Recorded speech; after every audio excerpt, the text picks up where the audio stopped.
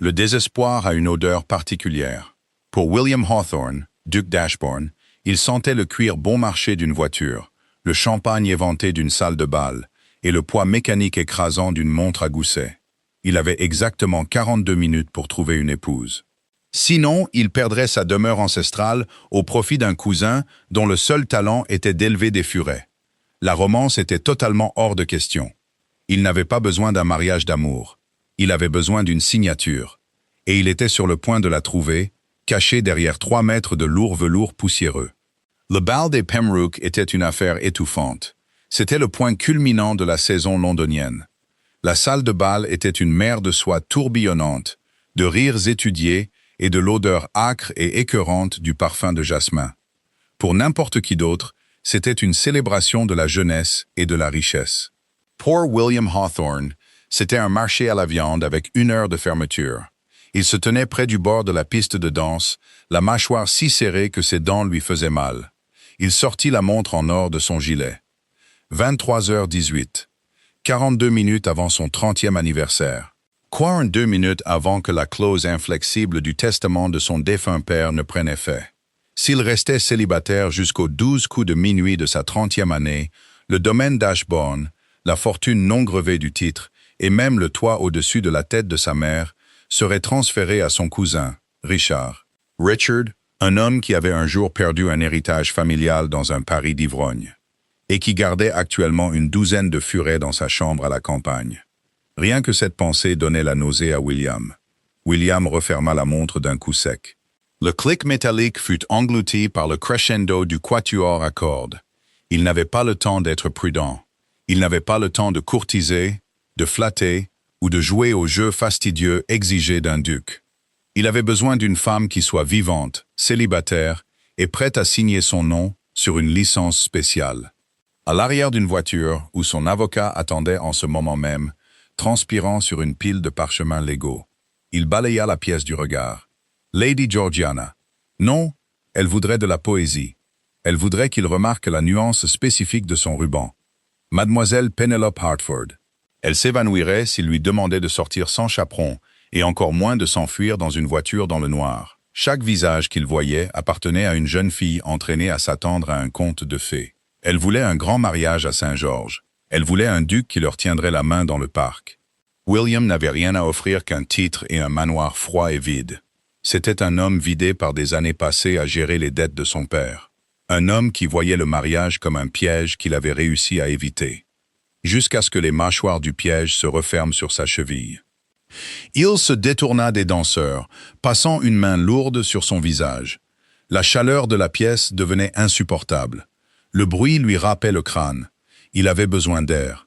Il avait besoin de calme pour réfléchir, pour trouver une faille là où il savait qu'il n'en existait aucune. William se frayait un chemin à travers la foule d'aristocrates, ignorant les regards vifs et calculateurs des mères ambitieuses. Il se glissa dans la première pièce vide qu'il put trouver, la bibliothèque des Pembroke. Elle était sombre, éclairée seulement par le pâle clair de lune qui filtrait par les immenses fenêtres allant du sol au plafond. Les lourdes portes en chêne se refermèrent derrière lui, coupant la valse comme une artère sectionnée. Le silence. Il s'adossa à la porte, fermant les yeux. Sa poitrine se soulevait. Il allait tout perdre. Les fermes, les tenanciers qui comptaient sur lui. L'héritage qu'il avait passé une décennie à sortir de la boue financière laissée par son père. « Bon sang », murmura-t-il, le son dur et violent dans la pièce vide. Il se mit à faire les 100 pas. Les semelles de ses bottes frappaient le tapis perçant avec un bruit sourd. Il sortit à nouveau sa montre. 23h22. Il pourrait attraper quelqu'un, n'importe qui, lui offrir 100 000 livres sterling, une vie séparée, un chèque en blanc. Mais qui? Qui ne crierait pas? Qui ne le penserait pas complètement fou? Il se dirigea vers la fenêtre, avec l'intention d'ouvrir le loquet et de respirer l'air de Londres taché de suie. Il tendit la main vers le lourd rideau bordeaux pour l'écarter. Le tissu tressaillit. William se figea. Ce n'était pas le vent. La fenêtre était fermée hermétiquement. Il recula, ses instincts aiguisés. Qui est là? Pas de réponse. Juste le son faible, mais indubitable, d'une respiration saccadée qui était retenue. Clara Linfield n'avait pas l'intention de passer la soirée cachée derrière un rideau poussiéreux, mais le désespoir rend tout le monde idiot. Sa soirée avait été une cascade de désastres discrets. D'abord, sa belle-mère l'avait informé que les fonds pour leur maison de ville à Londres étaient officiellement épuisés. Ensuite, Lord Hastings, un homme qui sentait perpétuellement le chou bouilli et respirait exclusivement par la bouche, l'avait coincé près du bol de punch. Il avait lourdement laissé entendre que son manque de dot pourrait être négligé en échange de certains arrangements. Clara Rahr avait 26 ans. Aux yeux de la haute société, elle était pratiquement une antiquité. Elle n'avait pas de fortune, pas de titre à elle, et une langue acérée qui avait fait fuir les quelques prétendants sensés qu'elle avait eus dans sa jeunesse. Elle était fatiguée, épuisée, quand Lord Hastings avait tendu la main pour caresser son épaule nue. Clara Rahr avait fait la seule chose logique. Elle avait reculé, marché sur l'ourlet de sa propre robe, entendu le bruit écœurant de la soie qui se déchire, et s'était enfuie. Elle s'était glissée dans la bibliothèque pour évaluer les dégâts. La déchirure était énorme, une entaille irrégulière exposant son jupon du genou jusqu'en bas. Elle ne pouvait pas retourner dans la salle de bal comme ça. Elle ne pouvait pas se payer une voiture pour rentrer seule. Elle était piégée. Quand la poignée de la porte de la bibliothèque avait cliqueté, Clara avait paniqué. Si Hastings l'avait suivie, une robe abîmée serait le cadet de ses soucis. Elle s'était jetée derrière les lourds rideaux de velours qui flanquaient les hautes fenêtres. Elle avait pressé son dos contre la vitre froide, priant un Dieu auquel elle ne croyait qu'à moitié, que quiconque entrerait s'en aille simplement. Elle jeta un coup d'œil à travers un interstice d'1 millimètre dans le tissu. Ce n'était pas Hastings, c'était Ashbourne. Clara Rahr connaissait le duc, bien sûr. Tout le monde connaissait William Hawthorne. Il était le bourreau de travail sombre et impitoyable de la pairie. Il ne dansait pas, il parlait rarement. Il regardait les débutantes comme si elles étaient des équations mathématiques qu'il n'avait aucun intérêt à résoudre. Elle le regarda s'appuyer contre la porte. Il avait l'air complètement défait. La posture rigide avait disparu. Sa cravate était légèrement de travers, un détail qui aurait mis la haute société en émoi. Quand il jura, la colère brute dans sa voix fit sursauter Clara Rahr. Elle se pressa plus fort contre la vitre. L'air derrière le rideau était vicié, épais de grains de poussière qui lui chatouillaient le nez. Elle ferma les yeux, luttant contre l'envie de tousser. « Partez, s'il vous plaît », lui ordonna-t-elle mentalement. « Faites les 100 pas une minute et retournez à la fête. » Mais il ne le fit pas. Il marcha droit vers la fenêtre. Quand sa main se tendit, Clara Rahr essaya de se fondre dans le mur. Son mouvement fit bruisser le lourd tissu. « Qui est là ?» Sa voix aboya, basse et dangereuse. Clara Rahr retint son souffle, jusqu'à ce que ses poumons la brûlent. Soudain, le rideau fut tiré en arrière, avec un claquement violent, les anneaux de laiton criant contre la tringle en bois. Le clair de lune inonda sa cachette, l'aveuglant une fraction de seconde. William se tenait là, sa grande silhouette bloquant sa seule sortie. Ses yeux, de la couleur du vieux cuivre, s'écarquillèrent de choc.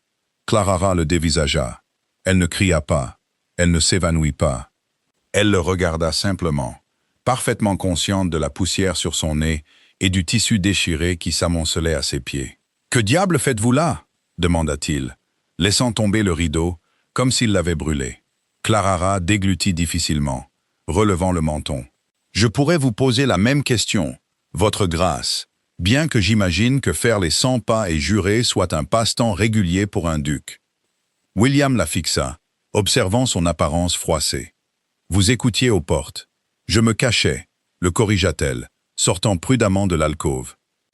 Elle gardait le côté déchiré de sa robe loin de lui. « Vous n'avez fait que fournir la bande-son. Maintenant, si vous voulez bien m'excuser, je vous laisserai à votre rage solitaire. » Elle fit un pas vers la porte. William bougea, se mettant sur son chemin. Il n'avait plus l'air en colère. Il avait l'air calculateur. C'était terrifiant. Ses yeux passèrent de son visage à sa robe simple et sans fioriture, puis de nouveau à ses yeux. « Qui êtes-vous » demanda-t-il. « Clara Linfield. » Il fronça les sourcils, fouillant sa mémoire. « La fille du vicomte Linfield. Celle qui est sur le marché depuis 8 saisons et reste totalement indifférente à son statut de vieille fille. Oui, celle-là. » Clara Rahr croisa les bras. « Allez-vous me laisser passer ? Ou avez-vous l'intention de rester là à me regarder comme si j'étais une jument primée à Tattersall's ?» William ne bougea pas. Il sortit à nouveau sa montre. Il vérifia l'heure, la regarda, vérifia l'heure à nouveau. 23h25. Mademoiselle Linfield, dit-il, sa voix complètement dépourvue de la panique de quelques instants auparavant. Elle était maintenant d'un calme terrifiant. Êtes-vous actuellement fiancée? Clara cligna des yeux. Suis-je? Non. Quelle question bizarre. Êtes-vous saine d'esprit? Habituellement, bien que cette conversation mette cette théorie à l'épreuve. Avez-vous besoin de romance, de poésie, ou d'un mari qui prétendra se soucier de vos sentiments? Clara laissa tomber ses bras, son agacement se transformant en une véritable confusion. Êtes-vous ivre, votre grâce? Non, dit William en faisant un pas de plus. La simple taille de cet homme dans la pièce sombre était imposante, mais Clara refusa de reculer. Je suis entièrement sobre, et je suis entièrement à court de temps. J'ai une proposition à vous faire, mademoiselle Linfield. Une qui requiert une réponse immédiate.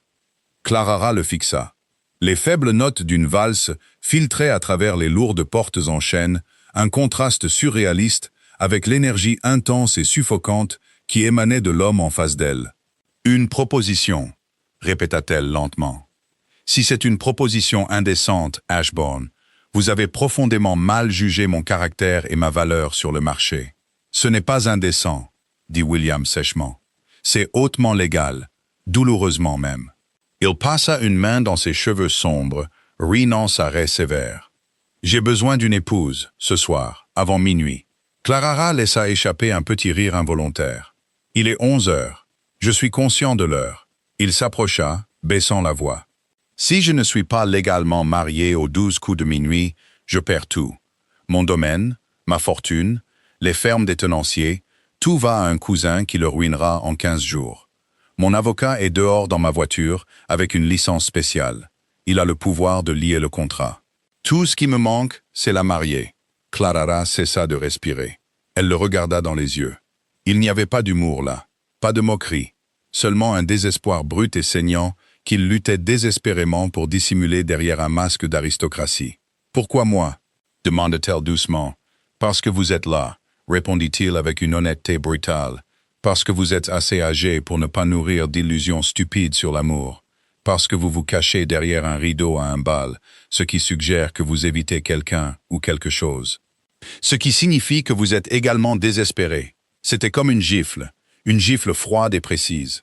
Clara détourna le regard, fixant le dos d'un livre relié en cuir sur l'étagère. Elle était désespérée. Si elle rentrait chez elle ce soir, elle affronterait la colère de sa belle-mère. Demain, les créanciers reviendraient. Finalement, elle serait forcée d'accepter un homme comme Hastings juste pour garder un toit au-dessus de la tête de sa famille. « Quelles sont les conditions ?» demanda-t-elle. William cligna des yeux, clairement surpris de la rapidité avec laquelle elle avait dépassé le choc. 10 000 livres sterling vous seront versées immédiatement. Une généreuse allocation annuelle. Vous serez la duchesse d'Ashbourne. Vous aurez vos propres appartements, votre propre personnel. Je n'exigerai pas d'intimité. Je n'exige que votre signature et votre présence publique lorsque c'est absolument nécessaire. 10 000 livres sterling, c'était une fortune, c'était la liberté. Cela signifiait que sa belle-mère pourrait prendre sa retraite à Bath. Cela signifiait que Clara n'aurait plus jamais à esquiver un lord moite et entreprenant dans une salle de bal. « Et je pourrais vivre où je veux », rétorqua Clara, tournant son regard vers lui. S'il négociait, elle ne serait pas la partie la plus faible. William plissa les yeux, dans la limite du raisonnable. « Vous ne pouvez pas vivre à Paris pendant que je suis à Londres. Les gens doivent croire que le mariage est fonctionnel, sinon passionné. Je veux le manoir douairier dans le Kent, dit-elle. Sa voix ne trembla pas.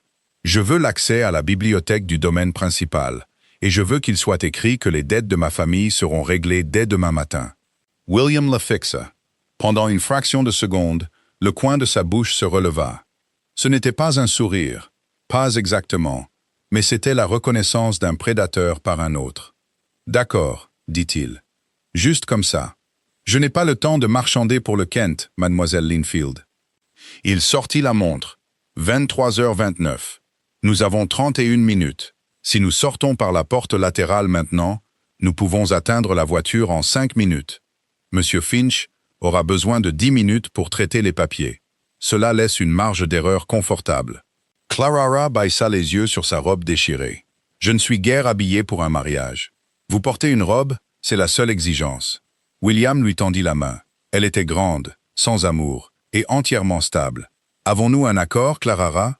Elle regarda sa main. C'était de la folie. C'était un suicide social.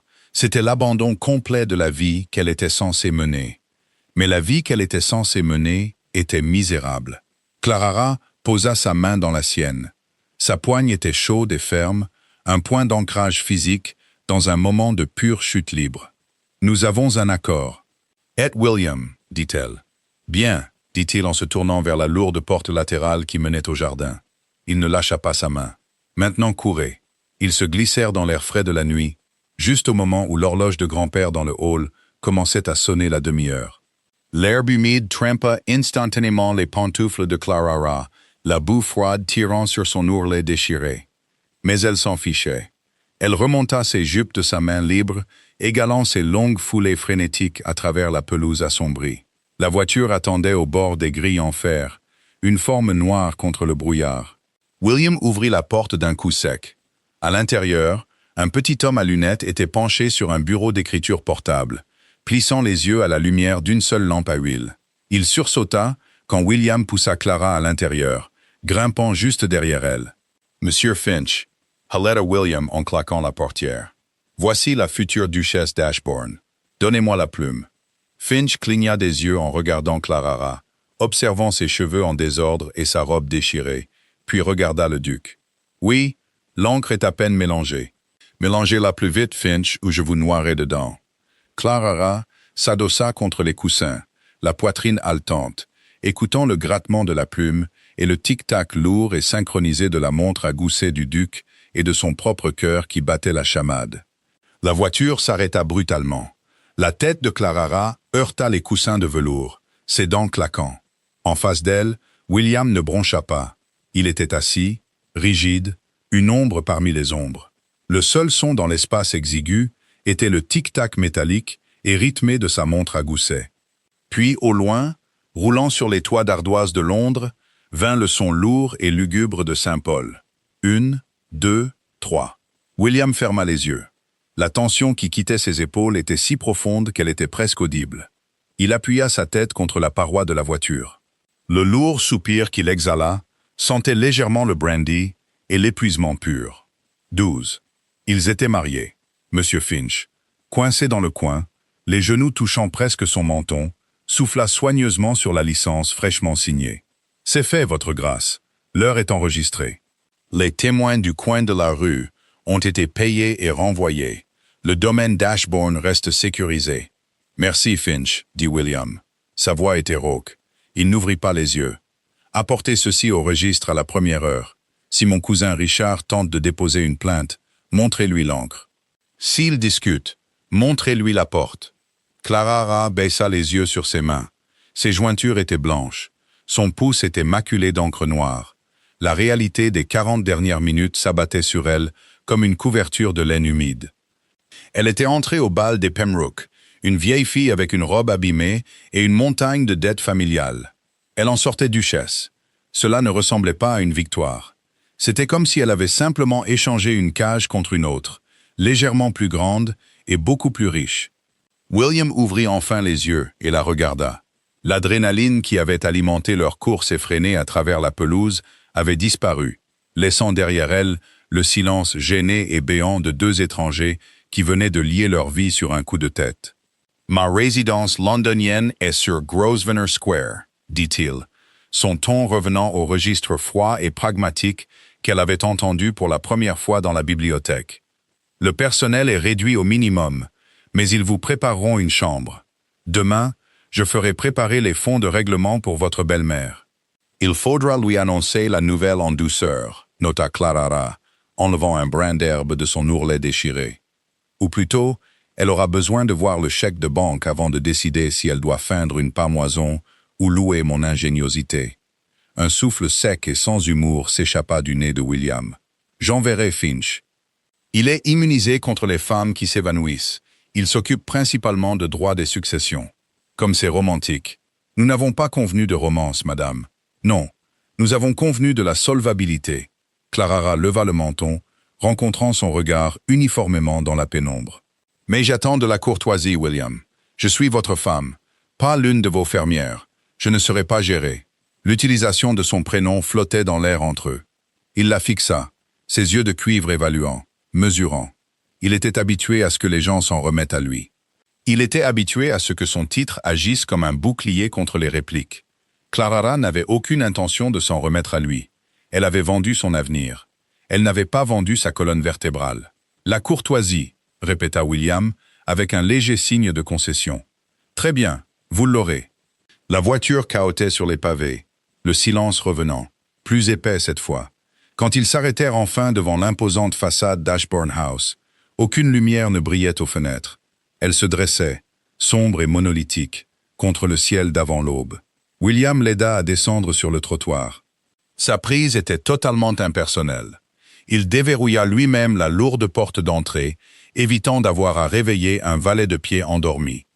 Le hall d'entrée était caverneux et froid. Des draps couvraient la moitié des meubles, transformant les fauteuils moelleux en fantômes bossus. Ça sentait la cire d'abeille et la négligence. « Madame Albright », appela William, sa voix résonnant sur le sol en marbre. Un instant plus tard, une porte sous l'escalier s'entr'ouvrit, et une femme corpulente en bonnet de nuit à volant apparut, tenant une seule bougie tremblante. Elle cligna des yeux en voyant le duc, puis son regard glissa vers Clara. Ses yeux s'écarquillèrent, observant la soie déchirée, les pantoufles boueuses et les cheveux sauvages et défaits. « Votre grâce, » croassa la gouvernante, « nous ne vous attendions pas. »« Voici la nouvelle duchesse d'Ashbourne, » interrompit William, ne laissant aucune place aux questions. « Elle a besoin d'une chambre. »« La chambre d'amis bleus suffira pour ce soir. Faites couler un bain. » La bouche de Madame Albright s'ouvrit et se ferma comme un poisson hors de l'eau. « Tout de suite, votre grâce. Dois-je préparer vos chambres communicantes ?»« Non, » dit William sèchement. Il ne regarda pas Clara. « La chambre d'amis. J'ai du travail à faire dans mon bureau. Bonne nuit, Clara. » Il tourna les talons et descendit le couloir sombre, ses lourdes bottes frappant le plancher avec finalité. Une porte s'ouvrit, se ferma, et un verrou cliqueta. Clara se tenait dans le couloir froid, le titre de duchesse pendant à son cou comme une meule. Elle regarda la gouvernante, qui la fixait toujours comme si elle était une apparition. « Je préfère mon eau de bain brûlante, Madame Albright, » dit Clara, sa voix stable malgré le tremblement de ses mains. « Et si vous avez de la viande froide dans le garde-manger, je vous en serai extrêmement reconnaissante. » Ces mariés donnent étonnamment faim. 3 jours plus tard, ils partirent pour la campagne.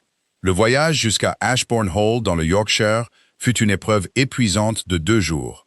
Ils voyagèrent dans la voiture privée de William, un véhicule massif et bien suspendu qui semblait néanmoins beaucoup trop petit. Ils ne parlèrent pas du mariage. Ils ne parlèrent pas de l'énorme chèque de banque qui avait laissé la belle-mère de Clara pleurer des larmes d'une joie profonde et avide. Ils parlèrent à peine. William passa le voyage plongé dans un folio relié en cuir de rapports agricoles, un crayon serré entre les dents, le front plissé en un froncement permanent. C'était un homme consumé par les mécanismes de la survie. Clara passa le temps à l'observer. Il n'était pas un bel homme au sens traditionnel et aux traits doux de la haute société. Son visage n'était que des angles et des lignes dures, burinés par des heures en selle plutôt que dans le salon. Ses mains, quand il tournait les pages de ses rapports, étaient calleuses. Il ne ressemblait pas à un duc. Il ressemblait à un homme qui portait le monde sur ses épaules et en ressentait le poids. Quand Ashbourne Hall apparut enfin à l'horizon, Clara sentit un nœud froid se former dans son estomac. C'était vaste, un monstre élisabétain, tentaculaire de pierres grises et de lierres grimpants, flanqué de chênes anciens et tordus. Mais alors que la voiture remontait la longue allée de gravier, les détails du désespoir de William devinrent douloureusement clairs. La grande fontaine au centre de la cour était à sec. Son bassin de pierre était fissuré et rempli de feuilles mortes. Le toit de l'aile s'affaissait visiblement, rapiécé avec des ardoises dépareillées. Les jardins, qui auraient dû être méticuleusement entretenus, étaient envahis par la végétation et sauvages. Ashbourne n'était pas un conte de fées. C'était un navire en perdition. William sortit de la voiture et lui offrit sa main. « Bienvenue dans votre nouvelle maison. C'est substantiel, » murmura Clara, en descendant sur le gravier. C'est en train de tomber en ruine, la corrigea-t-il sans détour, lâchant sa main dès qu'elle fut stable. Mon père était un homme qui croyait au pouvoir des apparences sur la réalité des mathématiques. Il a dépensé des fortunes que nous n'avions pas, pour des chevaux qui ne pouvaient pas courir, et dans des investissements dans des routes maritimes imaginaires. J'ai passé les 10 dernières années à essayer de colmater les brèches dans la coque. Vos 10 000 livres sterling, bien qu'une dépense nécessaire pour l'éloigner de Richard, n'ont pas aidé la trésorerie immédiate. Clara se hérissa. « Je ne vous ai pas forcé à m'épouser, William. Vous m'avez tiré de derrière un rideau. Ne m'en voulez pas pour le prix que vous avez accepté de payer. » Il s'arrêta, se tournant pour la regarder. Le vent fouettait ses cheveux sombres. Pendant un instant, ses yeux s'embrasèrent de cette même chaleur cuivrée qu'elle avait vue dans la bibliothèque. Puis il expira, la tension se brisant. « Vous avez raison, dit-il. L'aveu était à contre-cœur, arraché de lui comme une mauvaise dent. Je m'excuse, le stress du domaine me rend peu charitable. Il vous rend odieux, corrigea-t-elle légèrement. William cligna des yeux. Il la fixa pendant un long moment silencieux, puis un son s'échappa de sa poitrine. C'était une chose rauque, déchiquetée, un rire qui semblait totalement hors de pratique. « Entrez, Clara, dit-il, les coins de sa bouche se contractant. Laissez-moi vous présenter les ruines. » La vie à Ashbourne s'installa rapidement dans un rythme fonctionnel bizarre. Ils étaient deux fantômes hantant les extrémités opposées d'une immense maison. William était debout avant l'aube, se rendant aux fermes des tenanciers, se disputant avec les baillis, et ne revenant que pour s'enfermer dans son bureau avec ses registres, jusqu'à bien après minuit. Clara Lessay, à elle-même, décida de revendiquer son territoire. Elle avait exigé l'accès à la bibliothèque principale, et elle le prit. C'était une pièce magnifique, haute de 2 étages, sentant le vieux papier et la laine humide. Mais comme le reste de la maison, elle était négligée. Des livres étaient empilés au hasard sur le sol, les systèmes de catalogage abandonnés depuis des décennies.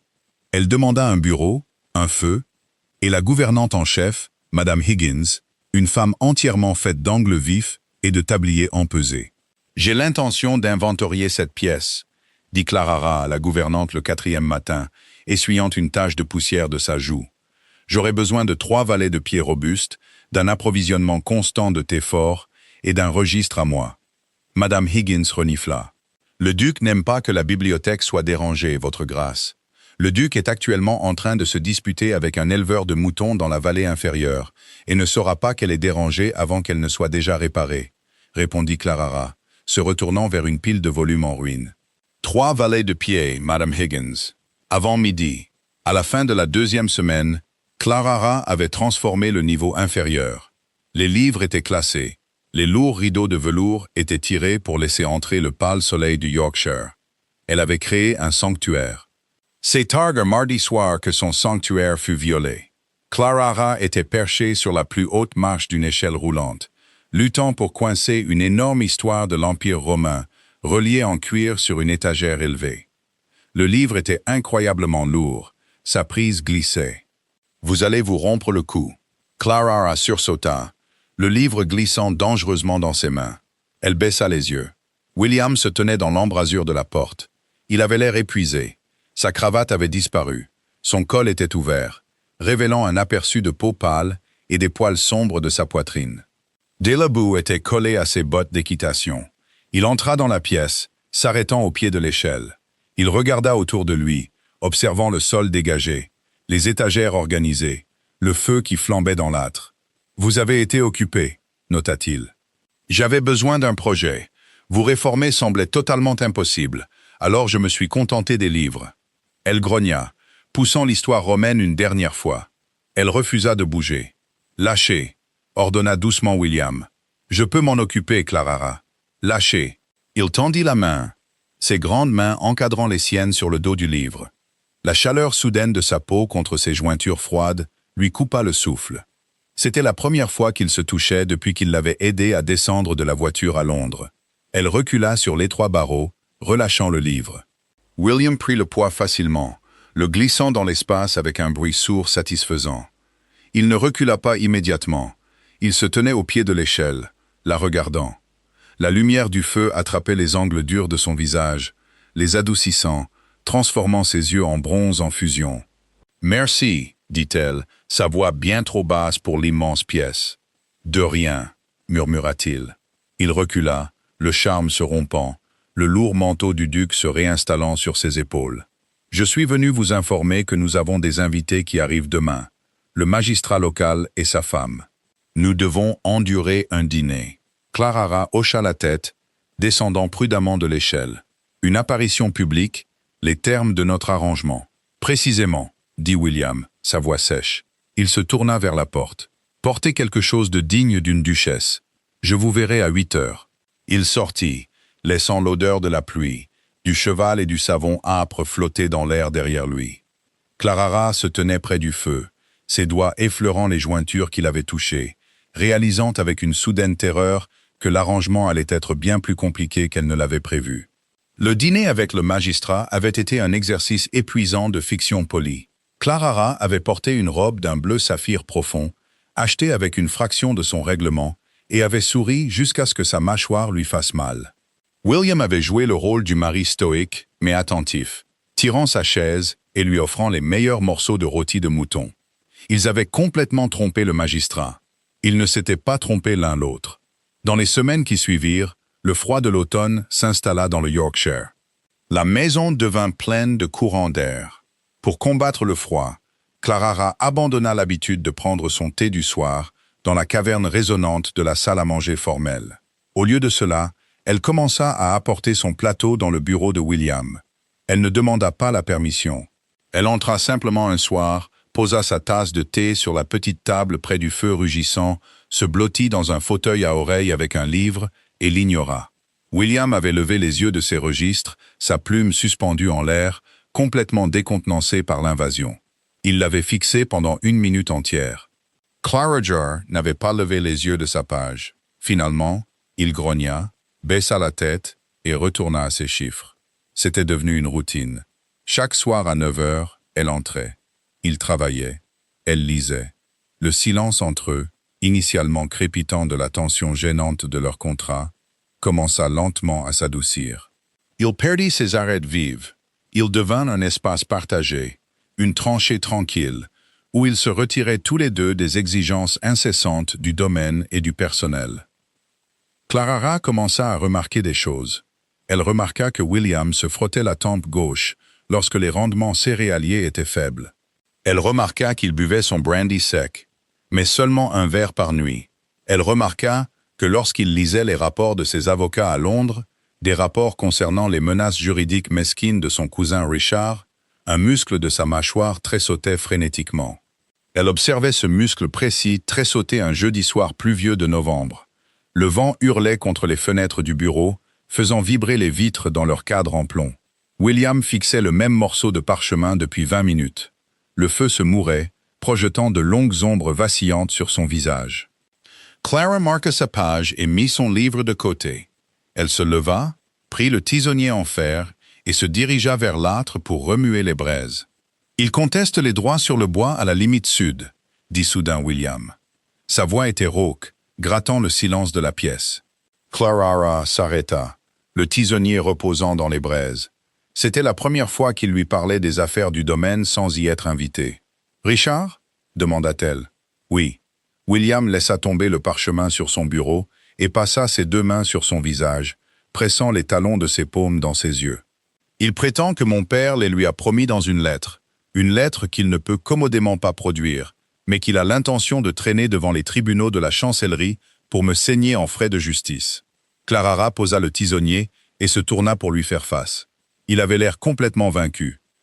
Le duc impitoyable et intouchable, qu'il avait traîné dans une voiture à minuit, avait disparu, remplacé par un homme se noyant dans une mer d'erreurs héritées. « Laissez-le poursuivre », dit Clarara, pragmatiquement. William baissa les mains, la regardant avec des yeux fatigués et injectés de sang. « Je n'ai pas les fonds pour une bataille juridique prolongée, Clarara. Les réserves d'hiver ont coûté plus cher que prévu. Le toit de l'aile va s'effondrer s'il neige abondamment. Si je paie les avocats, je dois réduire les salaires des fermiers. Je ne le ferai pas. Ils n'ont pas demandé l'incompétence de mon père. Ils se souciaient d'eux. » La prise de conscience frappa doucement Clarara à la poitrine. Il se cachait derrière un mur de glace et de chiffres, mais il tenait le domaine à bout de bras pour protéger les gens qui comptaient sur lui. Sans réfléchir, elle traversa la pièce. Elle ne s'arrêta pas au bord de son bureau. Elle le contourna, envahissant l'espace qu'il gardait si farouchement.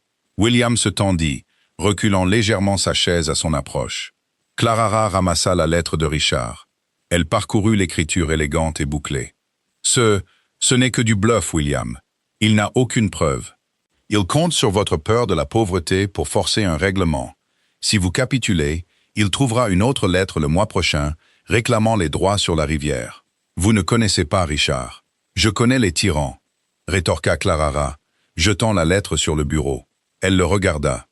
Ma belle-mère en était une. Lord Hastings en était un. Ils prospèrent sur l'hypothèse que vous céderez avant eux. Bluffez à votre tour.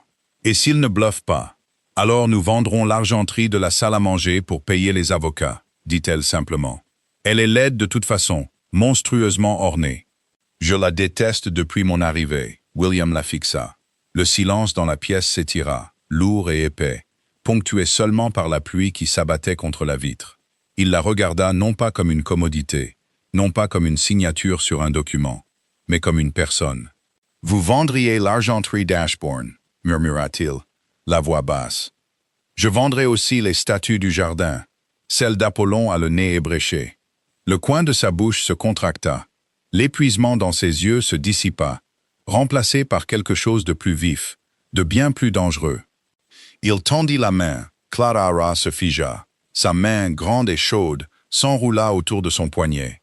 Il ne la tira pas plus près, mais il ne la lâcha pas. Son pouce effleura son pouls, sans aucune hâte. « Vous êtes une femme remarquablement pragmatique, Clara, dit-il doucement. « Nous avons conclu un arrangement pragmatique, répondit-elle. Sa voix trembla légèrement, la trahissant. Son pouls battait contre son pouce. Oui, en effet. Il baissa les yeux sur sa main qui tenait la sienne.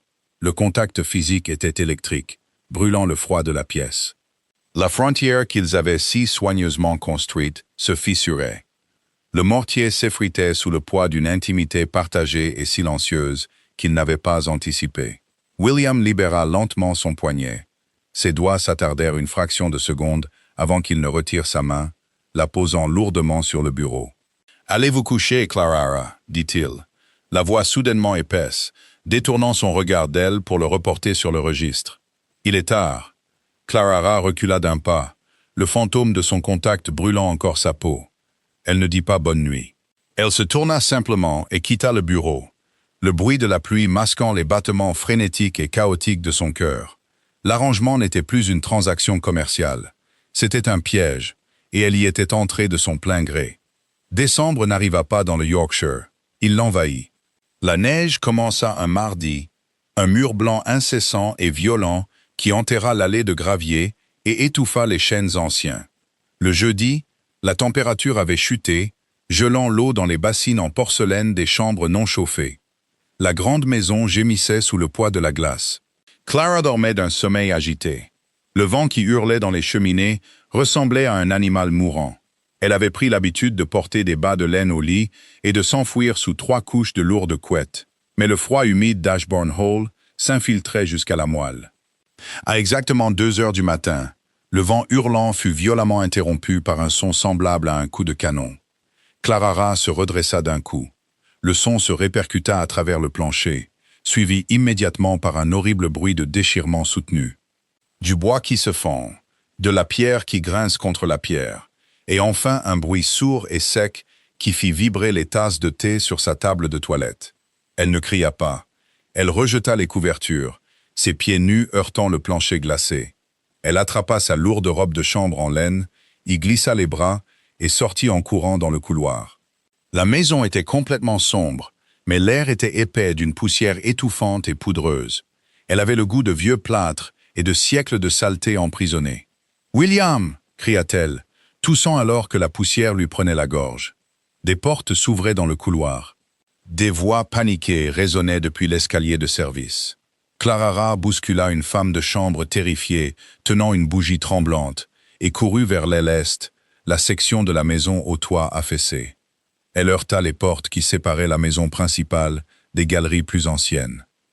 Elles étaient coincées. Elle se jeta contre le chêne lourd, ignorant la douleur fulgurante, et poussa.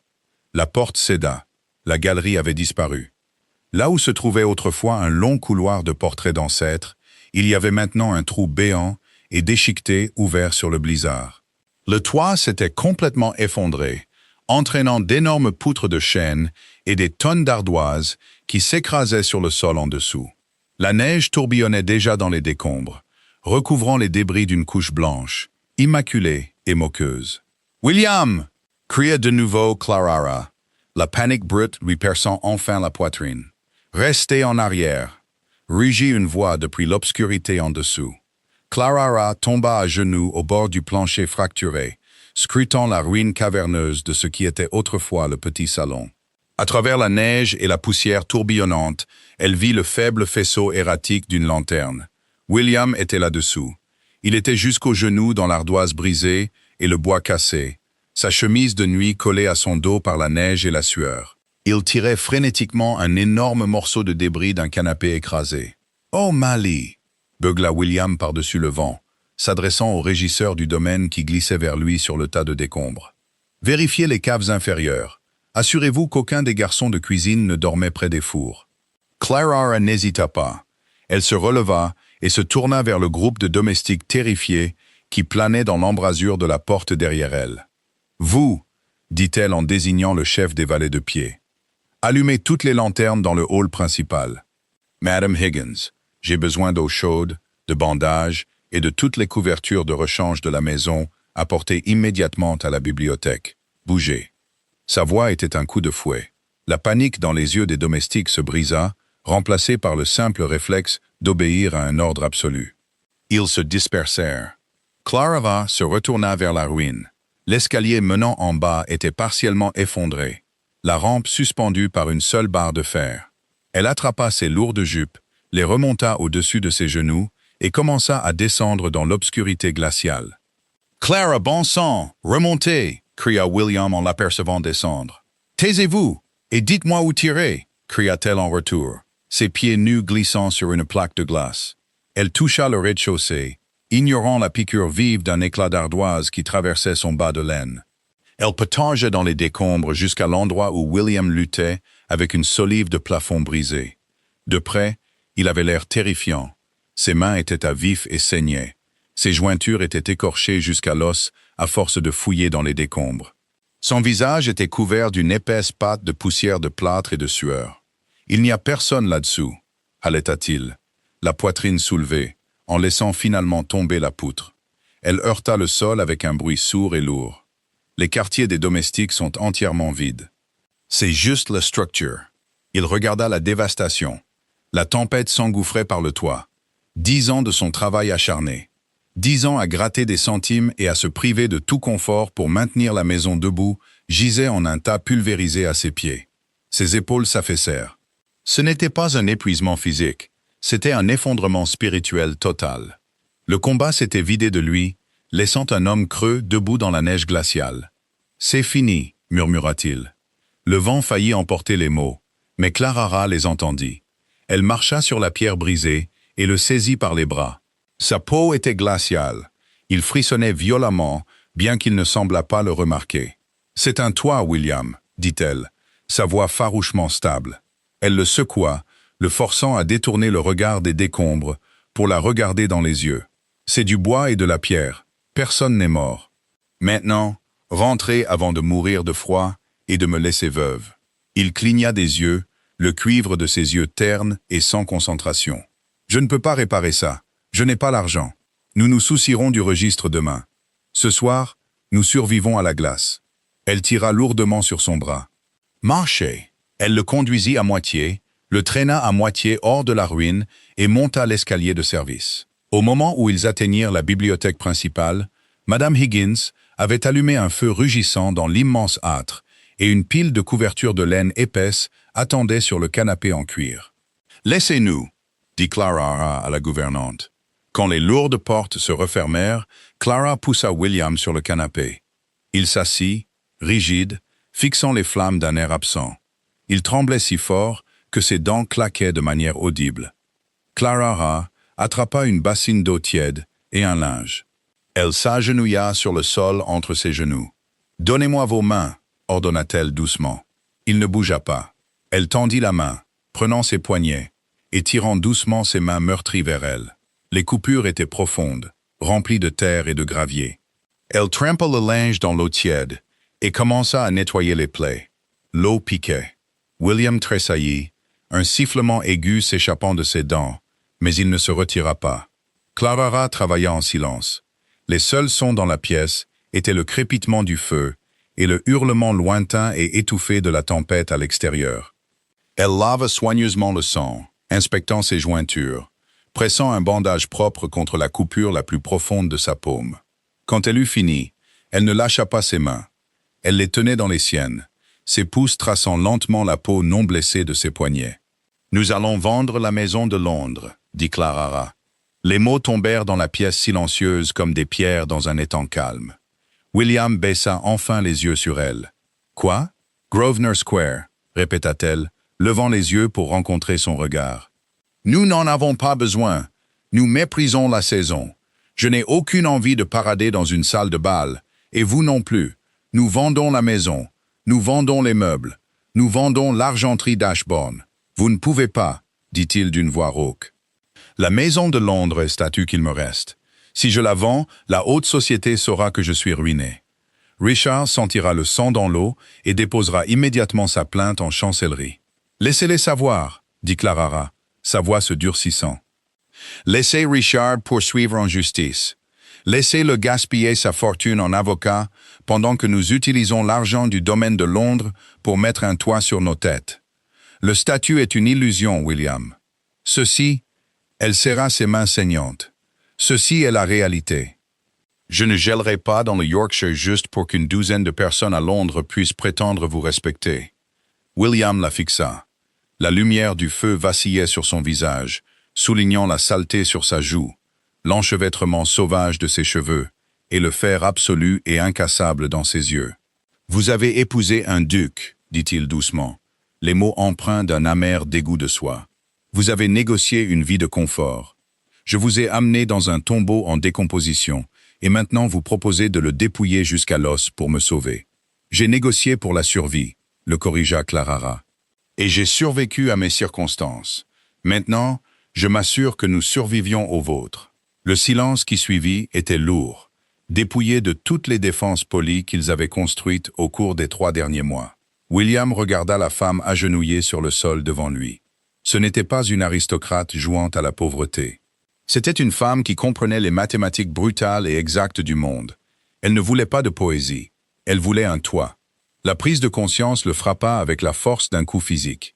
Il avait passé toute sa vie d'adulte entièrement seul, portant le poids écrasant des échecs de son père dans un isolement complet. Il l'avait épousée pour protéger son isolement, pour sécuriser ses frontières. Au lieu de cela, elle avait franchi le mur. Elle avait catalogué sa bibliothèque, envahi son bureau, et maintenant, elle était assise dans les décombres de son héritage, exigeant agressivement de partager le fardeau. William retira ses mains des siennes, mais il ne s'éloigna pas. Il tendit la main, ses doigts bandés attrapant doucement son menton. Clara se figea.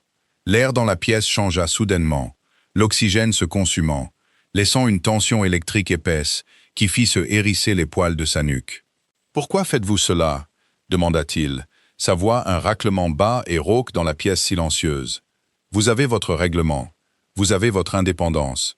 Vous pourriez partir pour Bath demain et ne plus jamais penser à cette maison en ruine. » Clara le regarda dans les yeux. La carapace protectrice, qu'elle portait depuis qu'elle était une vieille fille sans le sou à Londres, se fissura. Elle était fatiguée de se cacher derrière des rideaux. Elle était fatiguée de prétendre qu'elle s'en fichait. « Parce que je ne veux plus être seule non plus, William, » murmura-t-elle. La confession flotta entre eux, brute et saignante. William n'hésita pas. Le contrôle absolu qu'il avait maintenu depuis la nuit de leur rencontre se brisa violemment. Il se pencha, enfouissant ses mains dans ses cheveux emmêlés, et l'embrassa. Ce n'était pas une exploration douce et hésitante. C'était une collision. Elle avait le goût de la fumée, de la poussière et d'un désespoir pur et non filtré. Clara laissa échapper un hoquet aigu, ses mains s'envolant instantanément pour agripper le lourd lin de sa chemise de nuit. Elle ne le repoussa pas. Elle le tira plus près, lui rendant son baiser avec une férocité égale. Il la souleva du sol, ses bras s'enroulant fermement autour de sa taille, la soulevant jusqu'à ce qu'elle soit assise sur le bord du canapé en cuir à côté de lui. Le baiser s'approfondit. Un échange frénétique et désordonné de souffle et de chaleur qui effaça le froid glacial de la pièce. William s'écarta, la poitrine haletante, son front reposant contre le sien. Ses yeux étaient sombres, dépouillés de tout calcul. « Clara » souffla-t-il, le mot sonnant comme une prière. « Nous vendons la maison » dit-elle contre sa bouche, refusant de laisser la réalité de leur situation s'évanouir dans le moment physique. « Nous vendons l'argenterie. Nous réparons le toit. » Un rire rauque et déchiqueté s'échappa de la gorge de William. Il déposa un baiser supplémentaire au coin de sa bouche, puis sur sa mâchoire, ses mains agrippant férocement sa taille. « Vous êtes impitoyable, » murmura-t-il. « Je suis votre femme, » répondit-elle. Il recula légèrement, la regardant avec une clarté crue et aveuglante. « Oui, vous l'êtes. » Il l'embrassa de nouveau, plus lentement cette fois, mais avec un poids lourd et possessif, qui revendiquait chaque morceau fracturé de la vie dans laquelle ils avaient trébuché. Ils ne quittèrent pas la bibliothèque cette nuit-là. Ils restèrent blottis près du feu sur l'étroit canapé en cuir, enchevêtrés dans les lourdes couvertures de laine, laissant la tempête faire rage à l'extérieur, tandis que les murs entre eux s'effondraient enfin de manière permanente. Le matin se leva avec une clarté aveuglante et brutale. La tempête était passée, laissant Ashbourne Hall enseveli sous un mètre de neige. L'aile était un cratère déchiqueté, la lumière du soleil attrapant les cristaux de glace sur les poutres éclatées exposées. William était déjà parti quand Clara se réveilla. La place à côté d'elle sur le canapé était froide, bien qu'une nouvelle bûche ait été ajoutée au feu. Elle s'assit, ses muscles criant de protestation contre le froid et le cuir dur. Elle enroula la couverture autour de ses épaules et se dirigea vers la fenêtre. Dans la cour en bas, William se tenait dans la neige jusqu'à la taille avec O'Malley, montrant le toit en ruine. Il n'avait pas l'air vaincu. L'affaissement de ses épaules avait disparu. Il ressemblait à un homme qui avait finalement cessé d'essayer de soutenir le ciel et avait décidé de construire une échelle à la place. Clara sourit, une expression sincère et féroce. Elle se détourna de la fenêtre et se dirigea vers ses appartements pour s'habiller. Ils avaient une guerre à gagner. Il fallut 3 jours pour que les routes redeviennent praticables. Le 4e matin, une lourde voiture de voyage noire portant les armoiries de la famille Hawthorne se fraya un chemin sur l'allée enneigée d'Ashbourne. Clara était dans le bureau avec William, jusqu'aux genoux dans les registres, calculant la valeur exacte du mobilier du domaine de Londres quand Madame Higgins frappa sèchement à la porte. « Votre grâce », dit la gouvernante, les lèvres pincées en une fine ligne de désapprobation extrême. « Monsieur Richard Hawthorne est arrivé. Il exige de voir le duc dans le salon d'entrée. Il a amené un gentleman qu'il prétend être un magistrat de York. » William cessa d'écrire. La plume se brisa dans sa main, projetant de l'encre noire sur le bureau en acajou. Il leva les yeux, son visage se durcissant en un masque de glace pur et mortel. « Faites-le entrer, » dit William. « Non, » interrompit Clara en se levant. « Gardez-le dans le salon, Madame Higgins. Ne lui offrez pas de thé. Laissez-le s'asseoir dans le courant d'air. » Madame Higgins hocha la tête avec une satisfaction sinistre et ferma la porte. William regarda Clara, la mâchoire serrée. Il a vu le toit. Il sait que je suis vulnérable. Il a amené un magistrat pour déposer officiellement la plainte en chancellerie et probablement exiger un audit de la sécurité du domaine pour me déclarer inapte à gérer la fiducie. C'est un vautour opportuniste, dit Clara en contournant le bureau. Elle prit un épais livre relié en cuir d'une pile qu'elle avait organisée la semaine précédente. Mais les vautours ne se nourrissent que des morts, et nous sommes bien vivants. Elle attrapa son bras. « Venez, allons saluer votre famille. » Quand ils entrèrent dans le salon d'entrée, Richard Hawthorne se tenait près de la cheminée éteinte, l'air exceptionnellement satisfait de lui-même. C'était un homme mince qui portait des manteaux un peu trop voyants pour son âge, dégageant un air d'arrogance imméritée. À côté de lui se tenait un homme à l'air nerveux tenant une sacoche en cuir. « William » s'écria Richard, un sourire entièrement faux s'étirant sur son visage. « Mon Dieu, mon ami, j'ai appris la nouvelle et je me suis précipité ici. L'aile est une tragédie absolue. J'ai amené M. Davies pour évaluer l'intégrité structurelle. On ne peut pas laisser le siège de la famille tomber en poussière, n'est-ce pas? Le siège de la famille va très bien, Richard, dit William, sa voix mortellement plate. L'aile était bouclée, et les réparations commencent au printemps. Vous avez fait un voyage pour rien. Allons, cousin. Richard s'avança, ses yeux brillants de malice. Ne jouons pas à des jeux. Je sais que le domaine est ruiné. Je sais que vous n'avez pas les fonds pour le toit, et encore moins pour l'entretien courant. Et étant donné le litige sur les droits du bois, eh bien, j'ai estimé qu'il était de mon devoir d'intervenir avant que vous ne ruiniez complètement l'héritage d'Ashbourne. Richard tourna son regard vers Clara, son sourire se transformant en un rictus. Et voici la mariée désespérée. Un mariage de minuit avec une vieille fille pour sécuriser l'héritage. Malin, William, mais malheureusement une licence de mariage ne répare pas un toit. Clara s'avança, se plaçant doucement entre William et son cousin. Elle ne regarda pas le visage de Richard.